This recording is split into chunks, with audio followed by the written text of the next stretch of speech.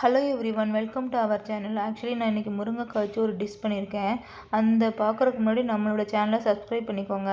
நான் 2 வெங்காயம் 4 தக்காளி கட் பண்ணியிருக்கேன். இப்போ குக்கரை அடுப்பில் வச்சுட்டு தேவையான அளவு எண்ணெய் ஊற்றிக்கோங்க. நல்லெண்ணெய் நான் ஊற்றிருக்கேன். 2 பச்சை மிளகா, அப்புறமேட்டு கடுகு, அப்புறம் பிரியாணி இலை, சீரகம், சோம்பு போட்டுக்கோங்க. போட்டு நல்லா பொரியட்டும். பொரிஞ்ச பிறகு நம்ம கட் பண்ணி வச்சுருக்கிற 2 வெங்காயத்தை போட்டுக்கலாம். போட்டு நல்லா ரோஸ்ட் பண்ணுங்கள். நல்லா ப்ரௌன் கலரில் வரணும். வெங்காயம் வதங்கும் போது நீங்கள் கொஞ்சம் உப்பு போட்டுக்கலாம்.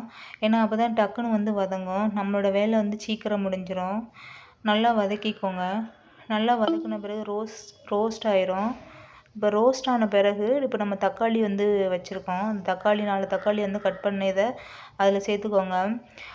தக்காளி நல்லா வதங்கணும். இப்போ நான் முருங்கைக்காய் கட் பண்ணி வச்சுருக்கேன். 3 முருங்கைக்காய் நான் கொஞ்சம் நீளமாக கட் பண்ணியிருக்கேன். நீங்கள் சைஸ் சின்னமாகவும் கட் பண்ணிக்கலாம். அது உங்களோட இஷ்டம். உங்களுக்கு எந்த சைஸில் வேணுமோ அதை கட் பண்ணிக்கோங்க. இப்போ அந்த தக்காளியும் வெங்காயம் சோக்கானதில் அந்த முருங்கைக்காய் நல்லா இதாகணும், கொஞ்சம் வதங்கணும்.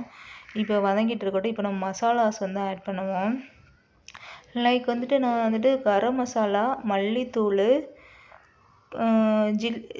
சில்லி பவுடர் சேர்த்துருக்கேன். கொஞ்சம் மஞ்சள் தூளும் சேர்த்துருக்கேன். நீங்கள் நீங்களும் சேர்த்துக்கோங்க. அந்த மசாலா நல்லா இதாகணும். அப்போ தான் அந்த மசாலா வாடை வராது. இப்போ அந்த மசாலாலாம் நல்லா கிண்டிக்கோங்க.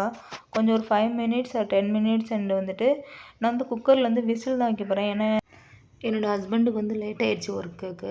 அதனால நான் விசில் தான் வைக்க போகிறேன். அந்த மசாலாஸ் நல்லா பிளெண்ட் ஆகணும் அந்த முருங்கைக்காய் தக்காளியோட. இப்போ தேவையான அளவு தண்ணி ஊற்றிக்கலாம். தேவையான அளவுனா ரொம்பலாம் ஊற்றிடாதீங்க. அந்த கொஞ்சம் முருங்கைக்காய் முங்கணும், இல்லைன்னா முங்காத மாதிரி இருக்கணும். அந்த அளவுக்கு தண்ணி ஊற்றினா போதும். இப்போ குக்கர் மூடி போட்டு 3 விசில் வச்சிடலாம். நான் 3 விசில் வச்சேன். நீங்கள் தேவையான 2 விசில் கூட வச்சுக்கலாம். இப்போ விசில் போன பிறகு இந்த மாதிரி தான் இருக்கும். இப்போ நம்மளோட முருங்கைக்காய் குழம்போ பொரியலோ, பொரியல்னால் கொஞ்சம் கெட்டியாக இருக்கணும். குழம்பு தான் அது. தேங்க்யூ.